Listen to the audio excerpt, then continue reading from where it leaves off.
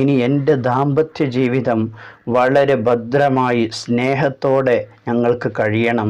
അതിനുള്ള മാർഗമെന്താണ്? നിങ്ങളെനിക്ക് ഒന്ന് ഉപദേശിക്കണമെന്ന് അലിയാർ തങ്ങളോട് ചോദിച്ചപ്പോൾ അലിയാർ തങ്ങൾ അവിടുന്ന് ഒരുപാട് കാര്യങ്ങൾ നിർദ്ദേശിച്ചു കൊടുത്തിട്ടുണ്ട്. അതിൽ പ്രധാനപ്പെട്ട ചില കാര്യങ്ങൾ നമ്മുടെ ജീവിതത്തിലും പകർത്തേണ്ട കാര്യങ്ങളാണ്. പ്രധാനമായും ഒന്നാമത്തത്, ഭാര്യയുടെ മുന്നിൽ വെച്ചുകൊണ്ട് മറ്റു സ്ത്രീകളെ പുകഴ്ത്തി പറയാൻ പാടില്ല, വർണ്ണിച്ചു പറയാൻ പാടില്ല. നാം വളരെയധികം ചിന്തിക്കേണ്ട ഒരു കാര്യമാണത്.